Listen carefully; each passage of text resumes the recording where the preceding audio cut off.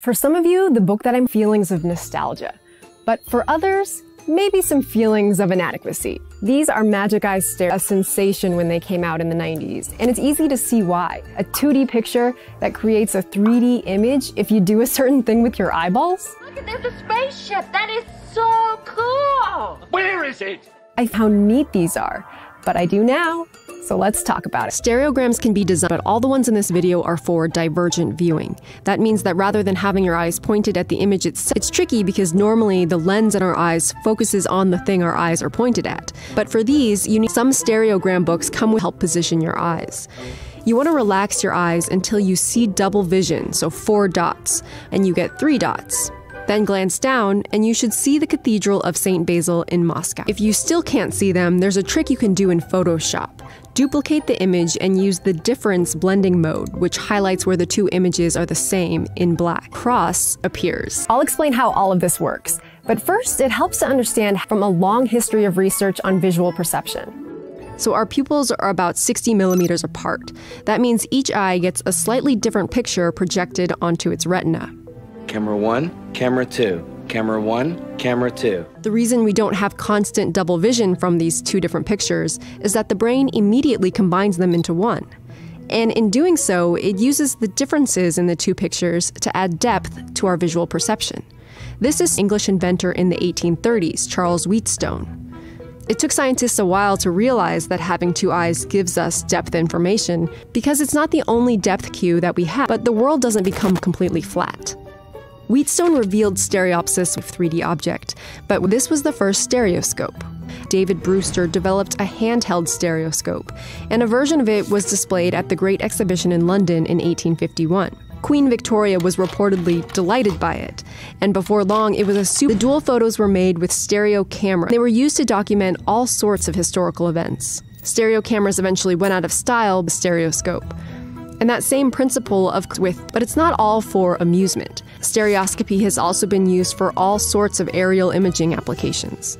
British photo interpreters in World War II used overlapping images taken from airplanes to detect Nazi military assets. Camouflage by making objects pop out of seemingly flat aerial images of the image.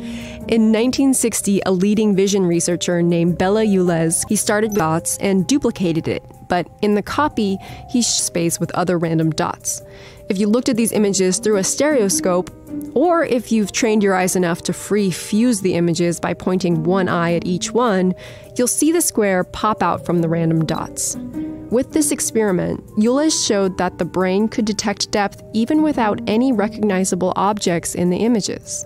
What's different about the MagicEye type of pictures, also known as Autostereograms, is that you don't need to have any special device to view them because it's one image instead of two. Instead of two different pictures, Autostereograms repeat the images within one picture. To understand, it doesn't have when you diverge your eyes. So relax your eyes as though you're looking through the screen, and you should see the airplanes fall back with the rest of the grid.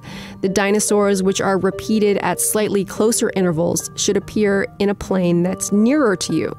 And there should also 6 cakes in the image, but you're seeing 7. And all of the icons. So why is this happening? This diagram shows the view from above your head, and these dots represent icons on a simple autostereogram like the one I just showed you.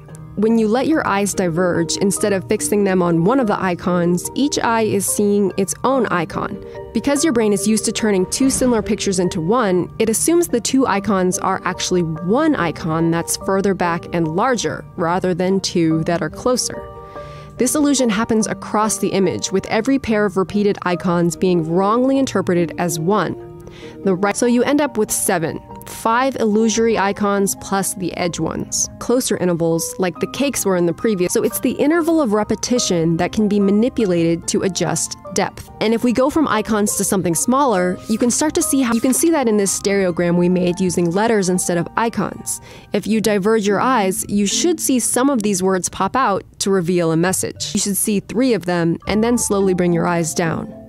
What's happening interval in this, but in this and all the other pairs. So as your brain fuses that pair, the resulting image appears closer to you than the rest. But with select dots or pixels shifted to vary the depth and compose the 3D figure.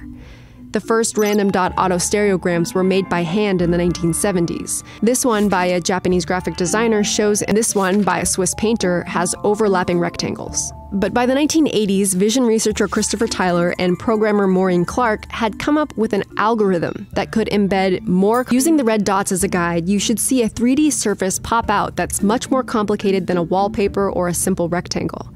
The algorithms that produce these images tells the program to make the repetition interval shorter than the image. In the final product, you can't tell which dots have been shifted or how much, but if you go back to that Photoshop trick and scan through the image, you can see how the nearest parts of the shark repeat at closer intervals than the most distant parts of the shark. Everything in the base image repeats at the same interval, except the dots that make up the shark. In the 90s, artist Sherry Smith and engineer Tom Bechet developed their own method using bright, colorful patterns as their base. They branded them and published the first of many books in 1993. After that, they were everywhere. In newspapers, and some people got left behind. I've been staring at this thing for a week now, from opening till closing, and I can't see a goddamn thing! If you still can't see them, it may be that it takes a little bit of practice. Today's my day. I brought a lunch and a soda, and I'm not gonna leave until I see the sailboat everyone keeps talking about.